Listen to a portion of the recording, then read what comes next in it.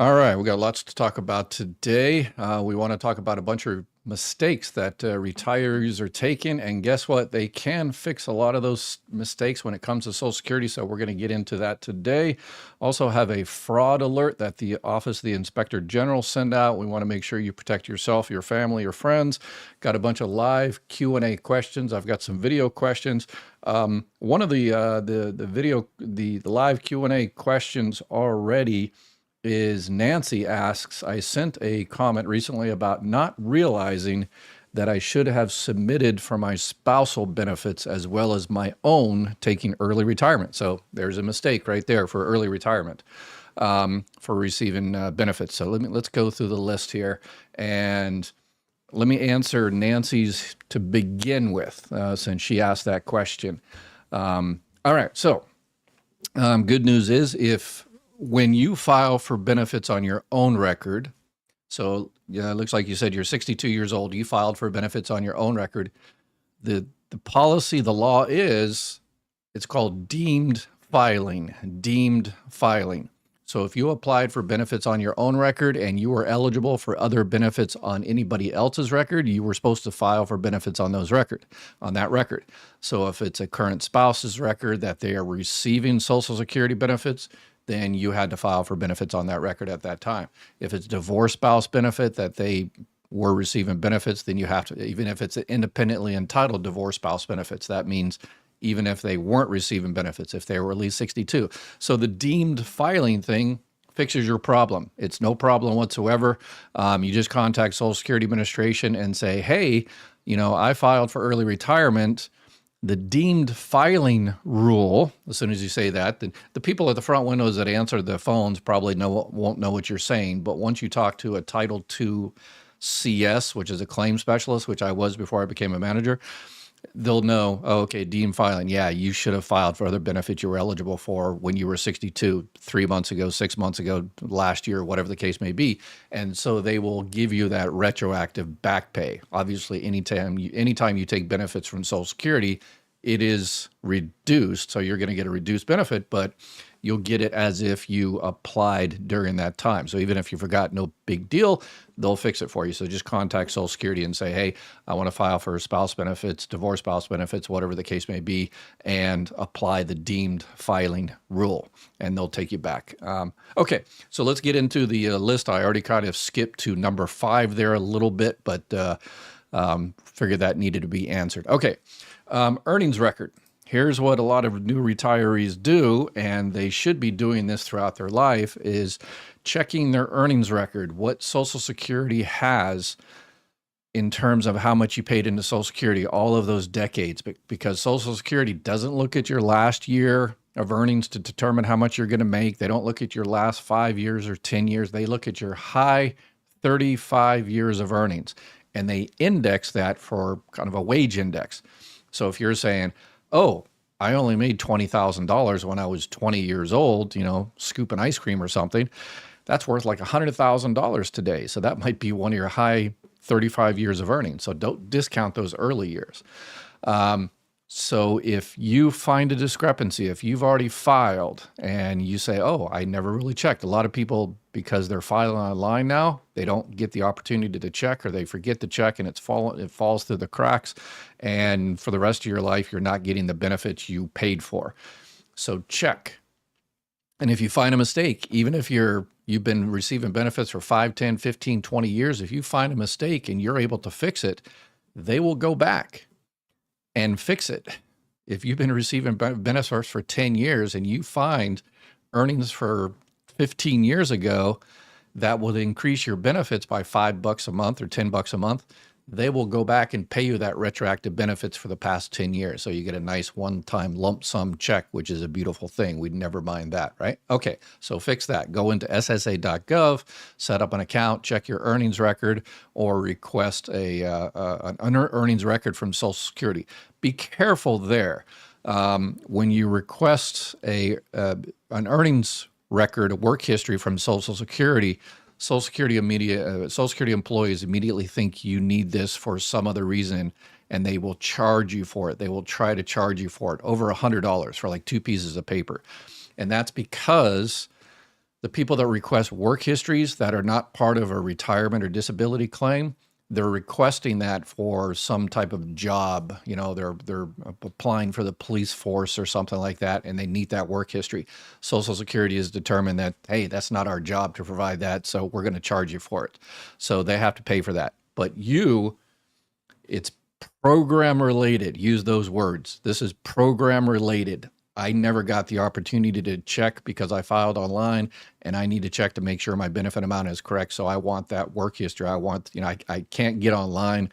I don't want to get online, whatever the case may be. I want to check to make sure my earnings are correct. So make sure that they better not charge you. Don't let them charge you. The only time they will charge you again is if you're needing it for some type of background check. Okay. Now, next, number 2, start date, your MOE, month of entitlement. If you messed up, and a lot of people messed up earlier this year because they're freaking out about the new administration and the cuts and everything like that, which is understandable because we are going to be getting cuts if nothing is done in 88 more checks. So we get 87 more checks at your full check amount, but the 88th check is going to be cut by 23%. And a lot of people are saying, hey, I was going to wait until I was 67 or 70 or something like that. But if the benefits are going to be cut, I might as well just go ahead and, get my benefits now. So a lot of people made that decision because they believe Congress is not going to do anything. Like they haven't done anything in the last 40 years to shore up Social Security, and they don't think it's going to happen within the next 87 checks. But maybe you change your mind and you say, well, no, I shouldn't have filed. Again, you can fix that. Within 12 months, you can withdraw your application. So if you started your benefits within the last 12 months, retirement benefits, spouse benefits, survivor benefits, anything like that, you can withdraw that claim and say, no, I made a mistake. I shouldn't have filed. I want to withdraw the claim. You have to pay all the money back because when you withdraw the claim, it's like it never happened. So if it never happened, you should never receive that money, right? So you will get a withdrawal, but you have to pay all that money back. Once you pay all that money back, then it's like it never happened again. And then if you say, okay, all right, so now I'm starting fresh, and now I actually want to start this month rather than 12 months ago. And you can do that. I've had people do that. As soon as the check clears the bank and Social Security gets their money back, the people say, okay, is everything withdrawn? Yep, it's all withdrawn. Okay, I want to go ahead and file right now. No problem whatsoever. Or you can wait till next year or 2 years from now or whatever the case may be. So, all right, so that's another mistake people make that they can actually fix. Number 3 is making the mistake between what's called the annual earnings limit and the monthly earnings limit. The first year you start your Social Security benefits, you're limited to the amount of money you can make. But it can be switched to a monthly earnings limit the first year. Every year after that, it's the annual earnings limit. So this year it's $23,400. So let's say it's October, and let's say I'm an old Marine Corps sergeant, so I always, exaggerate for effect, as we used to say. Let's say you made $1 billion up until September. And you're saying, I want to start my benefits in October, but I already made $1 billion. Social Security doesn't care. When you file for benefits starting in October, you just say, hey, I made $1 billion, but it doesn't matter because it was before I started my benefits. The only thing Social Security cares about is how much are you going to make starting this month, October, November, December. Are you going to be under $1,950? That's $23,400 divided by 12. Are you going to be under $1,950? So yes, I'm going to stop my work. I'm going to give up that $1 billion job. I'll stay under $1,950 for the rest of the year. Okay, cool. We can start your benefits starting October, no problem whatsoever. A lot of people are missing those benefits this time of the year because they say, I already made too much this year, so I can't start until January. I would really like to start my benefits this month, but I already made too much, and so I guess I can't. No, 100% incorrect. They can switch you to the monthly earnings limit. And then next year, yes, you can't do the monthly earnings limit twice. So next year you have to stay under the 23,400 or whatever it's going to be. Once they come out with the new numbers for COLA and the annual earnings limit and the substantial gainful activity and yada, yada, yada, and all that stuff for 2026, I will do another video. So make sure you subscribe and like and share and all that kind of good stuff. So I'll give you all the inside scoop when that comes out. Okay. And remember, when all about working. So next year, the next year, you have to stay under the annual earnings limit. Anything over that, Social Security will hold back $1 for every $2 you go over. So if you make $10,000 over, they're going to hold back $5,000 of the benefits. Let's say you make $2,000 a month. How do they hold back $5,000? They will hold back January, February, and March. And you're saying, Ed, that's $6,000. Yeah, they can't hold back partial checks. So if you're $5,000 over, they're going to hold back $5,000. January, $2,000, February, $2,000, the extra $1,000 there. So they're going to hold back March, which is $2,000. So they can hold back $6,000 of the benefits. And you're like, well, will I ever get that back? In a sense, once you hit your full retirement age, they will recalculate the benefits and unreduce your monthly benefit amount. Because if you take your benefits 30 months early, but then you work for 20 months and don't receive a check, then you only took your benefits for 10 months. So once you hit your full retirement age, they will look at that and they will recalculate and increase your benefits if your benefits were in suspense at any time during that time. So it's called the adjusted reduction factor. And remember, once you hit full retirement age, you can go back to making $1 billion a month and Social Security doesn't care. It doesn't affect your benefits negatively at all. If you're getting Medicare, you might have to pay some extra for your Medicare premium, but that's a whole different issue. And also the year you turn your full retirement age, Music Rocks the World. Hopefully somebody reached out to you in chapter. I told Ari to reach out to you. So hopefully you got a call today. Let me know if you didn't, please. All right. So where was I?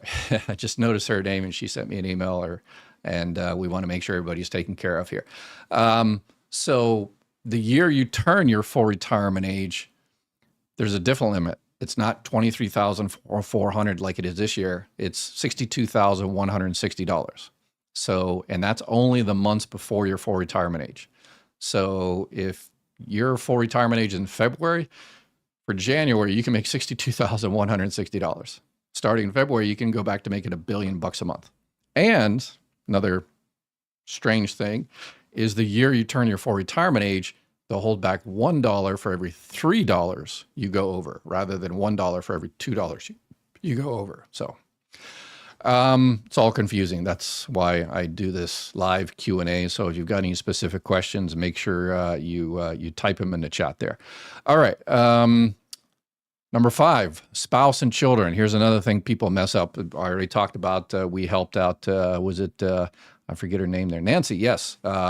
In terms of spouse benefits, some people forget to collect benefits on their spouses. They don't know they're eligible for benefits on their spouses, divorced spouses, independently entitled. Independently entitled divorced spouses, basically when you have an ex, but that ex hasn't filed for benefits yet, doesn't matter. As long as they're 62 years old, you were married to that person for 10 years, and you've been divorced for at least 2 years, then you can collect benefits on that person's record. A lot of people don't know that and are not receiving the benefits they're eligible for. So please share this information. So make sure you get your spouse benefits, current spouse, divorced spouse benefits. If you have any children under the age of 18 or any children that became disabled before the age of 22, they are eligible for benefits on your record. There's also a thing called child and care benefits. A lot of people don't know about. So if you have a child under the age of 16 or that became disabled before the age of 22, under 16, I said that correctly, under 16, then the other spouse can get what's called child and care benefits. It's another benefit they can get on your record.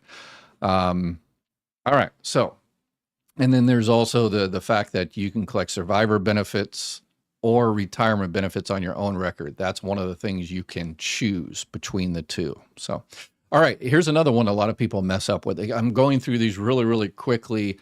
If you got any specific questions, make sure you type them in the chat or join me for a future Q&A. If you got any friends or family or relatives or anything like that have questions, tell them to come on and join us. And make sure you share, that way you can find us again. So another thing is rib dib. A lot of people They say, well, I really wanted to work longer, but I decided to go ahead and retire at 62 or 63 because my disability, I'm just hurting. I can't work any longer. So I'm just going to go ahead and file for retirement. What you should consider is filing for both at the same time. It's called a RIB-DIB. RIB is retirement insurance benefits. Disability is disability insurance benefits. And you're not going to get both. You're not going to get two full checks. What you will do is, the reason people do this is because to get approved for disability, for a lot of times, sometimes people get approved like the same day for disability, but often it takes 6 to 9 months if you're lucky. And people can't wait for 6 or 9 months to get a decision. So they go ahead and file for retirement benefits, start getting that money coming in so they can pay the rent and the mortgage while they're waiting for their disability claim to be approved. And why do you want disability instead of retirement? Because disability isn't reduced based on filing early. So if you file for retirement benefits at 62, your benefits are going to be reduced by 30%. If you're approved for disability at 62, you're going to get your full benefit amount. And Medicare. You will also get Medicare sooner because people that are on disability, SSDI, Social Security Disability Insurance, get Medicare after being on disability for 24 months. Everybody else has to wait till 65. Okay, so number 7 is Medicare. Tons of mistakes on Medicare. Filing, getting Medicare, not getting Medicare, getting the wrong parts of Medicare, not getting protected across the board. Tons of mistakes there. If you've probably heard that Medicare is mandatory, correct? But it's not. Yeah. So if you're 65 and you don't have health insurance from work, yours or your spouse's, then yeah, you have to sign up for Medicare. If you don't, then there's that penalty. Rest of your life, you're going to get a penalty. For every 12 months you didn't sign up for Medicare, you get a 10% penalty, 10% of the premium for that particular month for the rest of your life. So if you're missed it for 3 years, 30% more every month.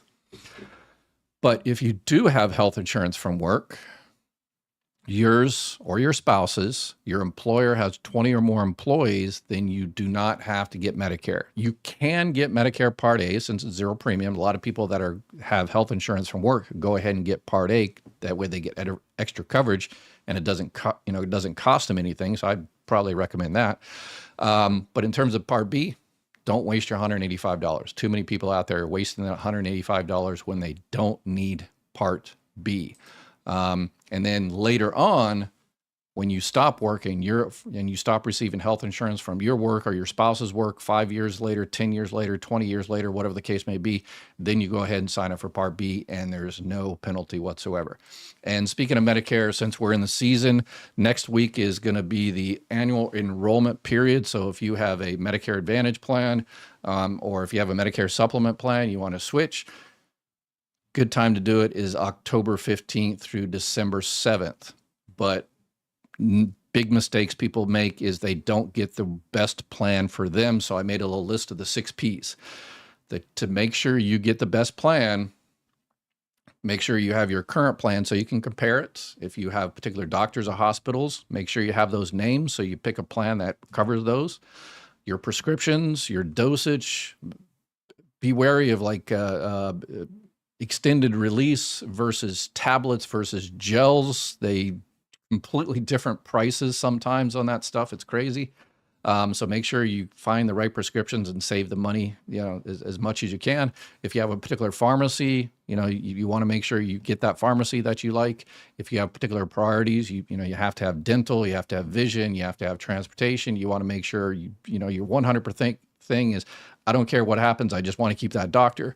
Then have a list of your priorities. And then in terms of a Medicare Advantage plan, persistence.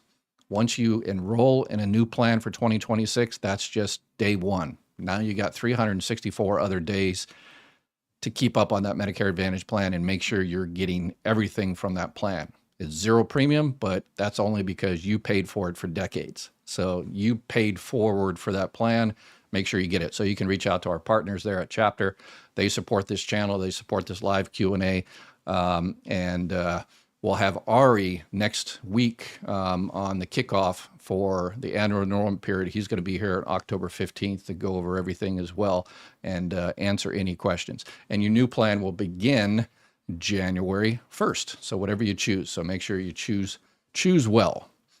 All right. And I always, even though I said this is 7 mistakes, I always throw in a bonus one. The bonus one is to reevaluate in terms of your Social Security. When you file for Social Security, at that particular time, situation might be, okay, you're not eligible for spouse benefits or surviving spouse benefits or some other type of thing. A year later, 2 years later, 3 years later, you just might be. So reevaluate it. So what a lot of people miss is they say, okay, they file for benefits at 62 and they check to see if they're eligible for any spouse benefits, divorce spouse benefits, and it turns out at that particular time they don't because of the way the benefits are calculated.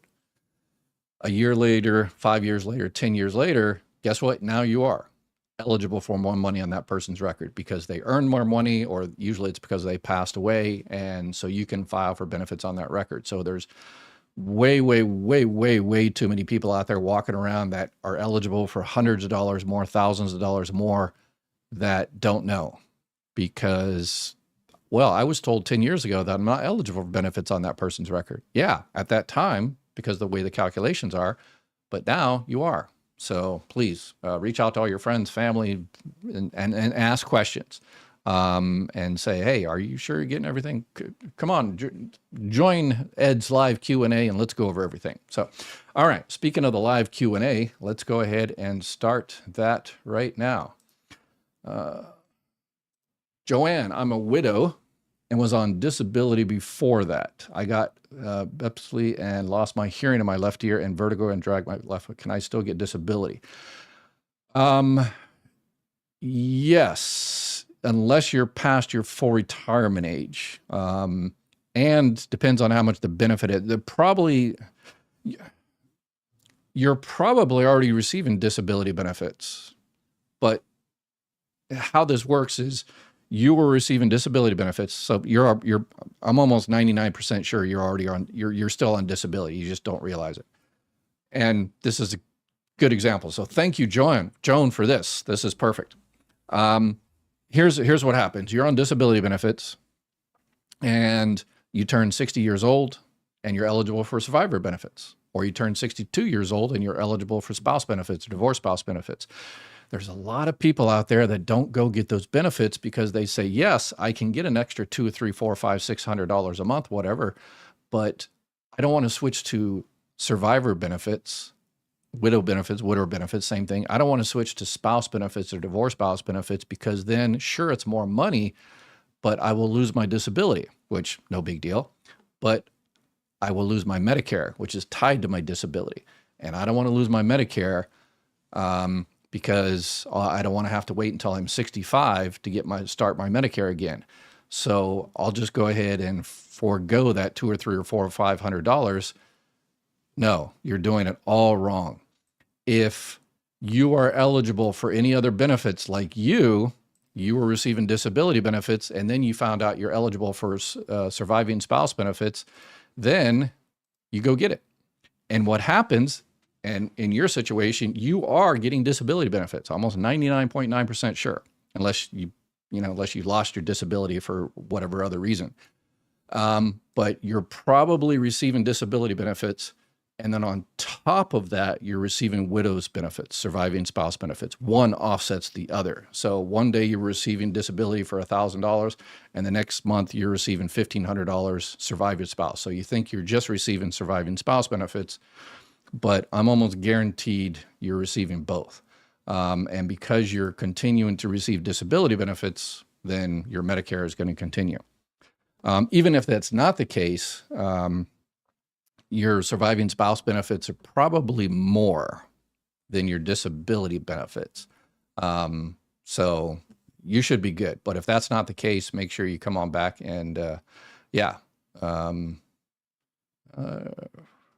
okay, Carolyn has called out chapter in there. Yeah, Carolyn, send me an email and I'll reach out to Ari and make sure they call you back or email you back so they can If they find you in the system, then they can call you back. If they can't find you in the system, they're not allowed to call you back, and they won't call you back, but we'll play around with email for a little bit, or they'll give you another number. So let's see, what is Part D? Ladybird, what's up, Ladybird?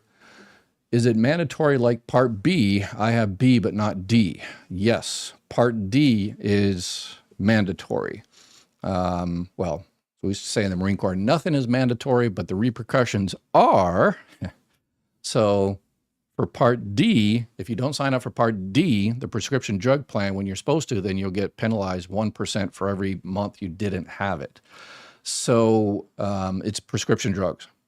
The only time, so you have B, Ladybird, and do you also have a Medicare Advantage plan? If you have a Medicare Advantage plan, Part D, the prescription drug part, is already in there together. It's packaged in there for majority of those. There's a few that don't, that veterans usually get.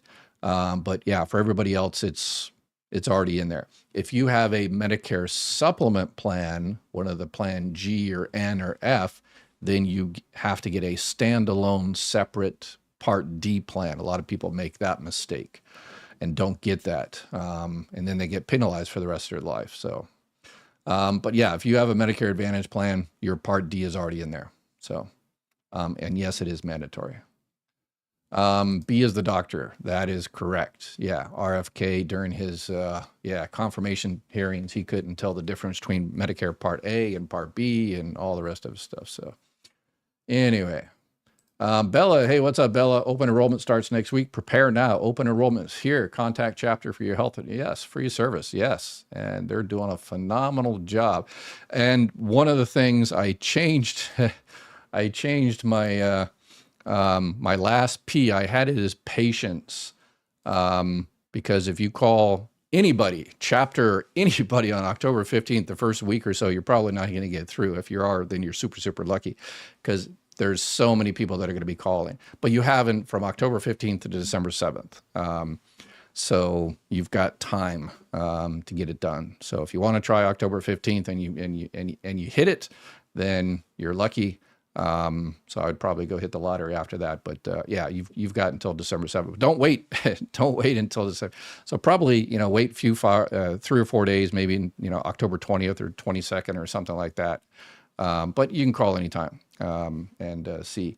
So yeah, a little bit of patience. And again, your plan's not going to start until January 1st. So how do all you folks afford Part A, B, and D? Yeah. That's a question a lot of people out there are asking now. And Part A is zero premium for 99% of people, 99.9% of people. There's some people that do pay a monthly premium for Part A if they didn't pay into the Social Security FICA tax enough, the Medicare part of FICA. B is the $185. D, again, if it's wrapped up in one of those Medicare Advantage plans, those are usually zero. A lot of them are zero premium. But if you can't afford it, make sure that you, let me pull up my website here, and it's called Medicare Savings Program. So if you are unable to get, if you're unable to pay for Part B, the $185, you're having a hard time paying for that, it's a program called the Medicare Savings Program. And basically what you do is you contact your state Medicaid office, you apply for Medicaid, and if they approve you at the higher levels, then they will pay for your $185 Part B and pay for your prescriptions, a lot of it. And yeah, you get a lot of extra benefits. So if you or someone you know is having a hard time paying that $185, then tell them to please reach out to Medicaid. It's going to be tougher going forward because they're essentially cutting $1 trillion out of Medicaid because, there's a bunch of billionaires need bigger yachts, and that's our focus in this country. I'm 71 and I'm not on any medicine of any kind. So do I still have to get Part D? If you don't have Part D already, again, if you have a Medicare Advantage plan, then you already have it.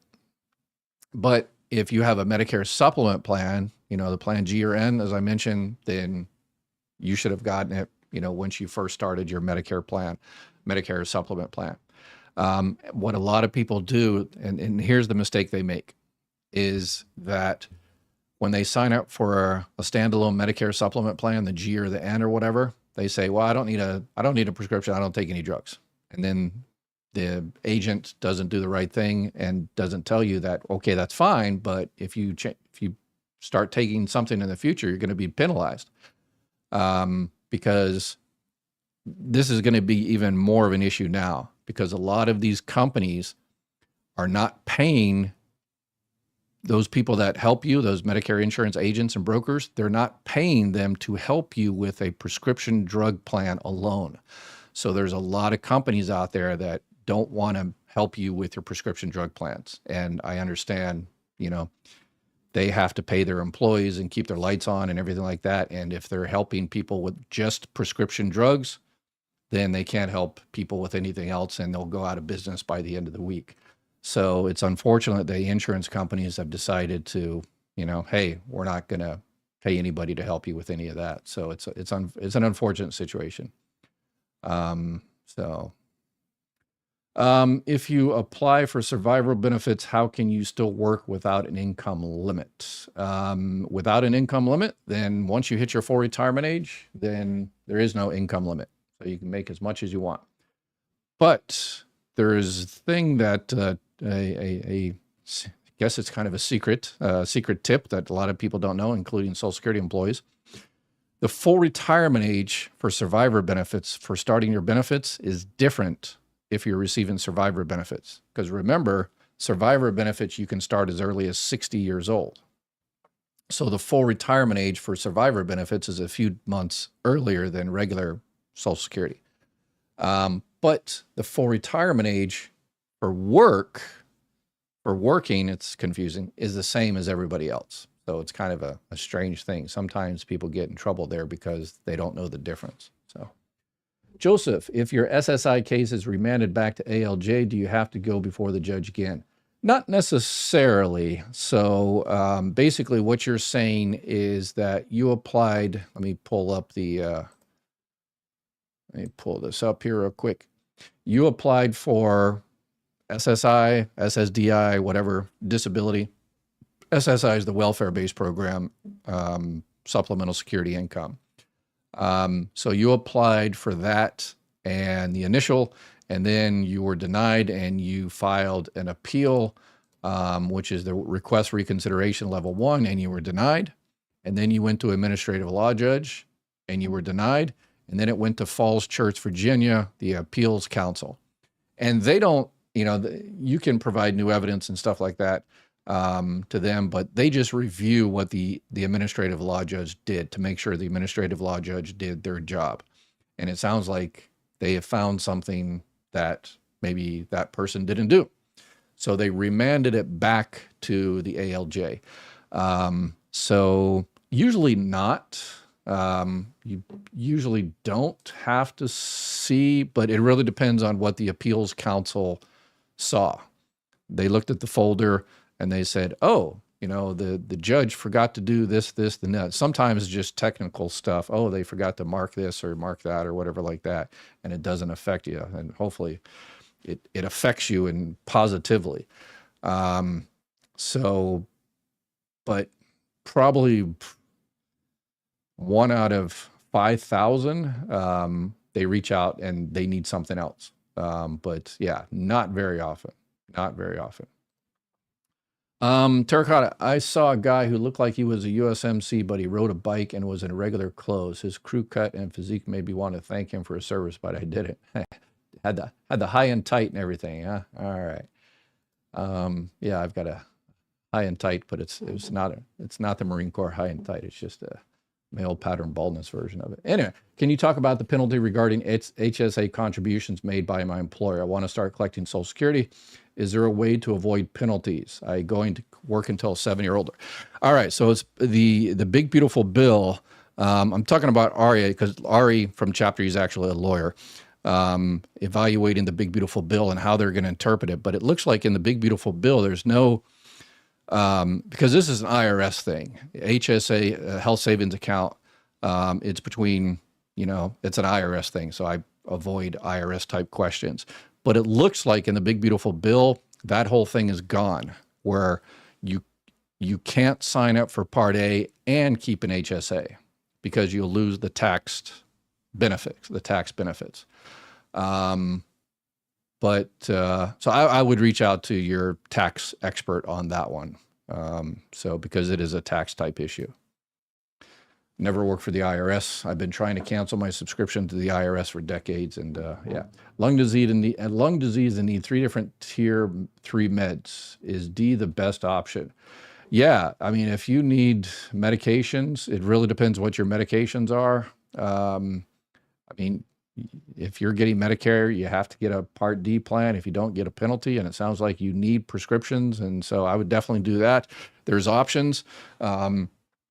You get Part D, and if you're having a hard time paying for your prescriptions, you can apply for what's called the extra help with Medicare prescription drugs.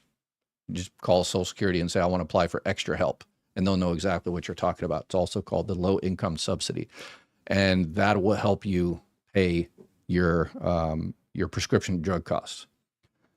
Medicaid through the state is another option, and some people kind of also buy it at some type of discount, Mark Cuban's place or whatever, the Good RX or whatever they have out there, and buy some of their drugs there because it's cheaper to buy it directly than use insurance. But I got to caution you on that.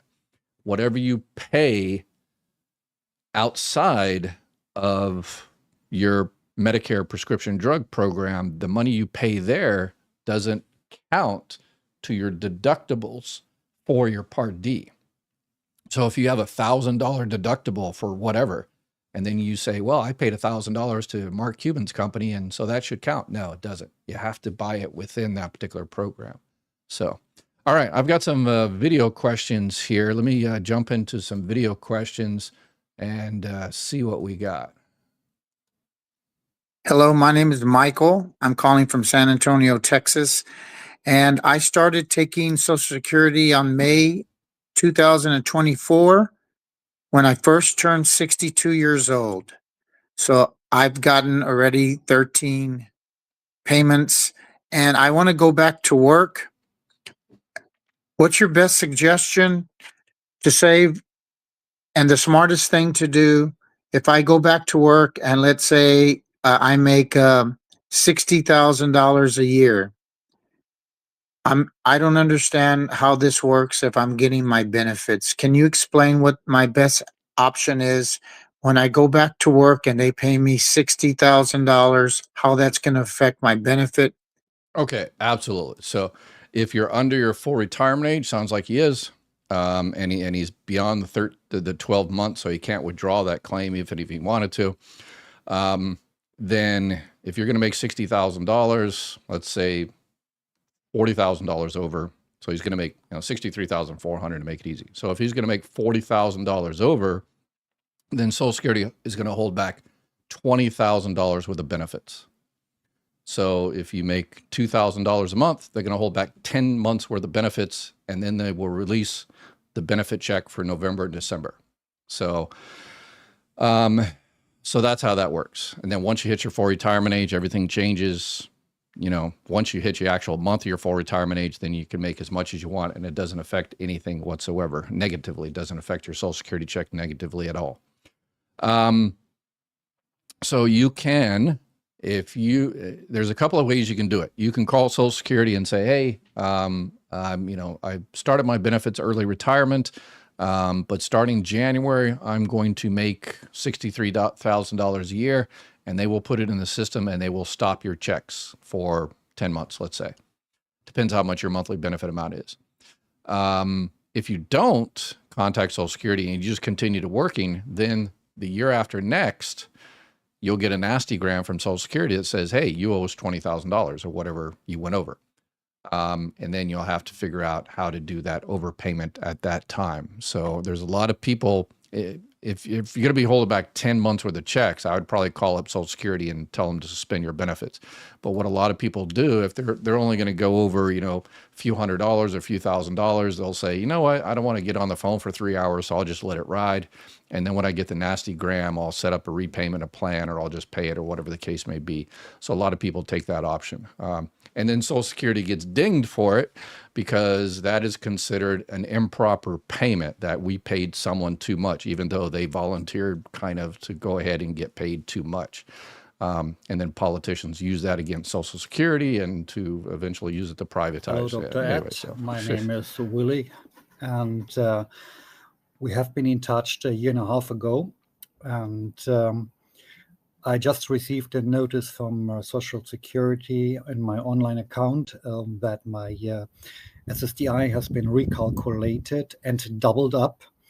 I would like to say thank you to you and also to May, who helped me with the paperwork with the Social Security Administration. I do expect the back pay for the year 2008 until 2024. And my question is, I do reach FRA in February next year, and I would like to suspend my regular retirement until age 70. Now the question, if I suspend my retirement pension, can I get extra help for Medicare from Social Security, or how do I do this? Thank you very much for your service, and I really appreciate your website. Take care, and we keep in touch. All right. So good. Another success story. So this young gentleman contacted us a while ago. He set up an appointment with which is, if you go on the website, mygovexpert.com, this is the only thing we charge for one-on-one. You just click on that little button there, and you can schedule an appointment with Mai Jackson. She is a coworker of mine, and she retired. She's kind of pushed out of the agency by Elon Musk when they're, with his chainsaw trying to get people out of Social Security, and people and she was phenomenal. She knew her stuff. I mean, she was just unbelievable. And she was able to help this person get tons of money in back pay. Okay. So it's a beautiful thing. Another success story.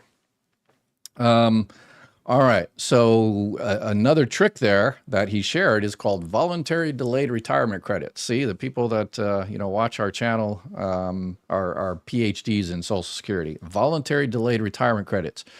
When you are approaching your full retirement age, you can suspend your benefits and wait to get those delayed retirement credits. And delayed retirement credits are 8% every year you delay your retirement benefits. So if you don't start your benefits at all, and you start your benefits at 70 years old, then you get your full benefit amount plus 24%.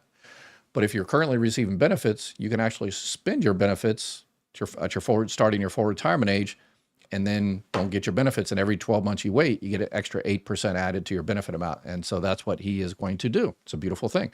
But he knows, I'm sure Mai told him, that you're going to have to push a little bit, because Social Security, a lot of employees don't know about this. Number one is because people don't know about this, and there's not many people that take advantage of it, it doesn't work for a lot of people. So Social Security employees don't run into this very often. There's probably offices out there that maybe get like one in every 5 years. So when you go to do that, you just have to fight a little bit, and push and say, hey, it's called voluntary delayed retirement credits. Look it up in the policy. Okay. But he also wants, he is going to continue to receive Medicare. And remember, Willie, that you're going to have to pay for Medicare yourself. They're going to have to bill you directly. So you can set it up online where you can get it, monthly deducted out of your checking or whatever. Or you'll get billed every 3 months, because right now they're taking Medicare out of your Social Security check. But once you don't get a Social Security check, then obviously you have to pay it yourself. But yeah, nothing prevents you, if you have low income, low resources. A Don't think there's anything in there that's going to prevent you, other than, you know, your income and resources, from getting that extra help. And the extra help for prescription drugs is one of the easiest applications out there. So I recommend everybody check it out. So if you're having a hard time paying for your prescription drugs. All right. I think there's one more question. Someone left 2 questions. Let's see. We'll go for first one and then we'll go to the next one. Okay. Hi, my name is Cindy, and I've been disabled since 1998. I've been receiving my Social Security disability, and I also have been on Medicare. For some reason, that I've been received several notices that I need to submit for Medicare. My 65th birthday. My retirement age is 67, and so I've been curious about why am I receiving these notices. Do you have any idea about that? And Yeah, I know exactly why. Because when you turn 65, every Medicare insurance agent, broker, company in the world, in the country, wants to take you to the turning 65 prom. So you're the new homecoming queen.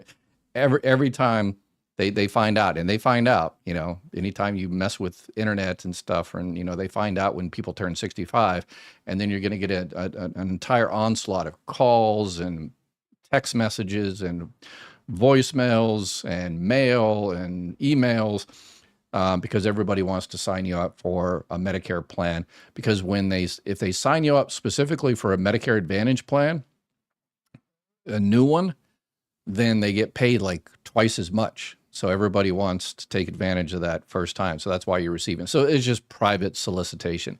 If you're on disability, you're already receiving Medicare, then you don't really need to do anything except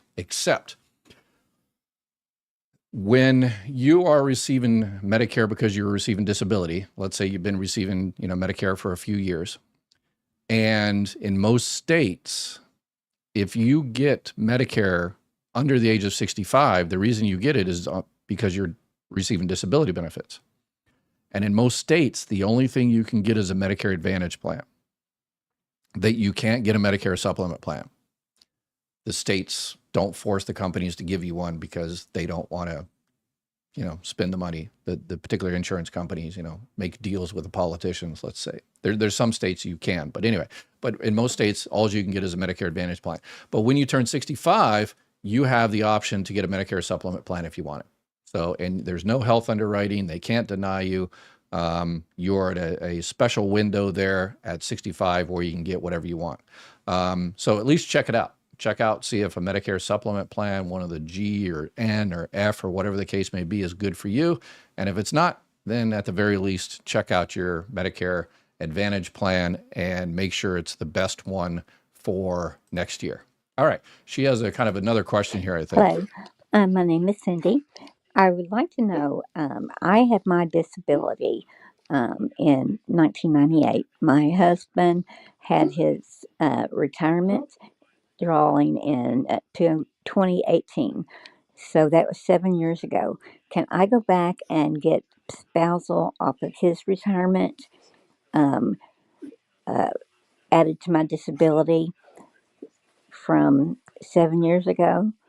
Would they use the calculations from the benefits from 2018, or would they use it from today's um, dollar amounts? Okay. So yes, if you are eligible for spouse benefits and you were eligible for whatever, this one is the dean filing might not apply in this particular case. There's a few other variables in there, but going forward, yeah, 100%. If you're eligible for benefits on that person's record, your benefit amount has to be less than that person's, because if that person is still out there alive and kicking, if it's a survivor benefits, then you can get up to 100%. But yeah, going forward, then 100%. If your benefit amount, your full benefit amount is less than half of his, get that extra money. It'll be added on top of your disability benefits, and it won't affect your disability. One offsets, you know, it's just added on there. And then Medicare won't be affected whatsoever. And then say, hey, I want my benefits to go back as far back as I possibly can. I get retroactive benefits. Does deemed filing apply in my particular case? I called you all a year ago and I talked about this, that, and the other. And so there's a lot of things you can do in terms of protective filing to see if you can get those back payments. But definitely, I would definitely reach out immediately and start the process of getting that extra money. So. Dr. Ed, Social Security told me my birthday month is my eligibility date when I turned 70. They backdate me to the first of the month. I was able to claim 1 month earlier than I thought. Yeah, when you turn the delayed retirement credits stops accumulating the month you turn 70. And so the month you turn 70, then, obviously you get that check the following month. So yeah, the back date, Social Security really doesn't do the first of the month and stuff like that. You get paid for January, February, March. In terms of getting the actual paycheck, if you're getting SSI, it might be the first of the month. If you're getting other type of benefits, it's, the second Wednesday, third Wednesday, or fourth Wednesday. So the day of the month doesn't necessarily matter too much. It's the month. The month of entitlement is the issue. But there is an exception to that, there is an exception to everything. Social Security always considers you obtaining a particular age the day before. So if you turned 65 on January 1st, they considered you turning 65 in December, the day before, December 31st. So the month of December, they say you obtain the age of 65. So they always consider it, the day before. So. Let's see if I can find some new people here. I just sent you an email about Cuyahoga County, Western New York, Medicare, where I live. Okay, all right. Nancy, music. Well, I figured out 165. Oh, okay, Nancy, let's see. Let's see. Does a pension affect your Social Security payment? No. Prior to this year, I would have to qualify that remark and say if it was a non-covered pension, yes. But the Social Security Fairness Act, or I call it the Social Security Unfairness Act, into that. So no, a payment does not affect your Social Security benefit at all. So nope. Let's see. I'm trying to find some new people. Easy Eddie's a regular. Let's see what he has to say. I was told today that Social Security only goes up 8% per year if you're working from full retirement age until 70. Is this true? Do I have to stay working from 67 to 70? Nope. The reason it goes up is because you're not receiving benefits. You've delayed receiving benefits. So if you delay receiving benefits after your full retirement age, it goes up 8% every year, whether you're working or not. No relevance whatsoever. If you're working and continuing to pay into FICA, then that also might increase your Social Security benefits if it's one of your high 35 years. And that calculation is done automatically. So let's see here. Well, I'm looking forward to my new dietary regime of rice and beans next year. Yeah, it's a lot of people out there. Let me get into... let's see if we can save some people from being scammed here. There is the Office of the Inspector General, OIG, came up with a new scam awareness about warning the public about a new imposter. The scam comes in the form of an official-looking letter identified as a certificate on fake U.S. Supreme Court letterhead using the forged signatures of a couple of Supreme Court justices. And it's pressuring them to send money or share personal information. Yeah, it's just crazy. So if you receive some type of email or call or mail or something like that, supposedly from the U.S. Supreme Court, and they're saying that this is part of an investigation, you need to cooperate fully with the Department of Treasury. If you don't, we're going to freeze all of your assets. The letter claims falsely that the recipient cannot maintain a balance exceeding $110,000 in a banking institution or hold $80,000 to $100,000 in any investments or financial institution. The letter ominously closes by stating, should the recipient encounter any difficulties in safeguarding assets, the recipient will bear full liability for any losses incurred following the suspension of their Social Security number. Scammers most likely will follow up with text messages or telephone calls. So this is completely false.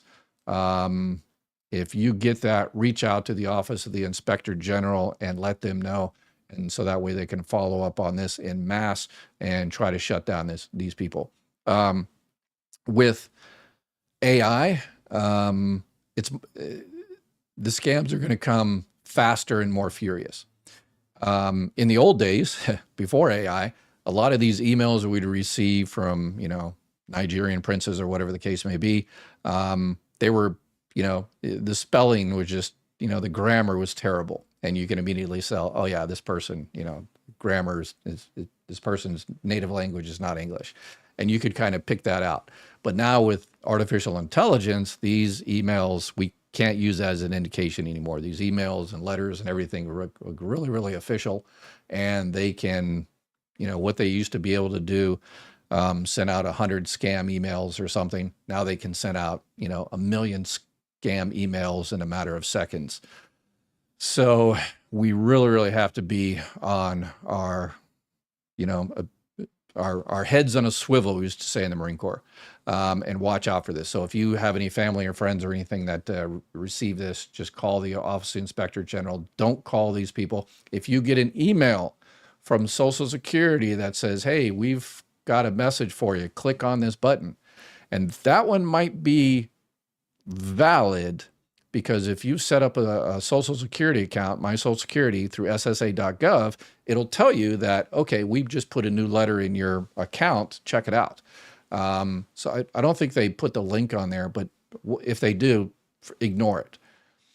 Don't click on the link. Just say, oh, I got a new letter in my My Social Security account. Okay, great. Delete this email, go to ssa.gov, and then log in through there. Never click on a link unless you know that person, intimately, I guess, nowadays. Christina, if you go back to work, how much can you earn before they completely stop retirement benefits? It depends on how much your benefit amount is, and whether you're under your full retirement age. So this year, $23,400. Anything over that, they hold back $1 for every $2 you go over. So if you're going to make $24,000 over, they're going to hold back $12,000. If your monthly benefit amount is $1,000, then you get nothing for the year. They're going to hold back the entire $1,000. So, Brett, I was full retirement age at 66 and a half on June 24. I mistakenly selected my onset date as 125. Can I appeal and request reconsideration to have my onset date 6/24 to receive 6 months of back pay? Yeah, that one's going to be tough. So 24, it's beyond the 12 months. You can't do a withdrawal because it's past the 12 months. You can always request. You can always request an appeal and say, hey, I messed up. But that one right there, they usually don't approve that one. But you can always try. It doesn't hurt to try. There might be some type of extenuating circumstances in your particular case. So it's super, super easy to do. It's an SSA 561. You go onto my website, My Social Security, or excuse me, MyGovExpert. Don't go, MyGovExpert.com. And you can go in there and it's an SSA 561 request for reconsideration. And you just click on that and it automatically goes into that particular form. Or if you just listen to what I said about clicking links that you don't know these people 100%, just type in Google or ssa.gov, SSA 561, and then download that request for reconsideration and just fill it out. Super, super easy to fill out. And you just tell them what you said there and whatever other extenuating circumstances you have, and then submit it, and they will see. But normally those are denied. I just have to tell you outright. Yeah, that's why it's super, super important to pick the right date from the beginning. And too many people are listening to other social media people out there saying, hey, you're stupid if you don't file at 62. You're stupid if you don't file at 67. You're stupid if you don't file at 70. And all those social media people that say that are, stupid. Because it might be for their particular situation, that's the best time to file for their benefits, but that's just them. It's each person is different. So Connie, hi there. I live on SSI and Social Security, and they said those were going up this month. Is that true, or is that a falsification? That is a falsification. I mean, it might be your particular situation. In your particular situation, one of the things that could increase your benefit this month is if you worked last year, and last year was one of your high earning years, then your benefits might go up. And sometimes they don't do the calculation until October. And so that happens sometimes. Usually it happens sooner, but there's an off chance that might apply to you. But in terms of SSI, that's completely different. That's different than Social Security. SSI is supplemental security income. That's a welfare-based program. It's based on your income and resources. So if you contacted Social Security and say, hey, I'm paying more for my rent now, or I've stopped receiving this other income, then your SSI will go up. So if that's the case, then yes. So it really depends on your particular situation. But normally, the benefits don't go up unless you worked more last year or the COLA, and the COLA won't come out. We don't know what the COLA is until, so yeah. Usually we know it right now. Last year it came out on October 10th, and today is October 10th, right? So, but I think because they fired the Bureau of Labor Statistics person, then yeah. Oh my God, all these scammers. Yes, way too many. So we really, really have to be out there and watch. Thank you, Dr. Weir and Son. Thank you. I appreciate it. I'll pass that on to him. All right, we're getting close to the end here. Let's see if I can find someone else with a new question. Our Flowers, I went today to Social Security, canceled my June claim and claim under ex-widow. Clerk told me I couldn't pass 60 days. I told him he was wrong. You have 1 year. He went to ask the expert in the back. He corrected. Thank you. Awesome. Yes. And this is going to happen more and more and more. 99% of the people, Our Flowers, would have said, oh, because they heard, they came back and says, oh, you only have 60 days. And then that person would have walked out of the office and they would have lost benefits. There's tons of people, and it's going to get even worse now because Social Security, they Elon Musk and Doge and the current administration kicked a lot of the most technically expert people out of Social Security, like Mai Jackson, the people that the lady that does our one-on-one appointments. But you knew better than that, but at least that employee, which was a CSR, a customer service representative, I'm sure they were not a Title II claim specialist, and so they went and asked a Title II claim specialist, and a Title II claim specialist said, oh yeah, of course they have 12 months, and then they came back and they fixed it. So. Good. Hopefully they did a little education and told that person, oh yeah, you have 12 months. So I'm curious how many people actually read the new Medicare books and the changes booklet that gets sent. Not many people. We used to order like 1,000 copies of those every year, and we used to give it out. And yeah, they should stop doing the paper ones and start doing it online, so.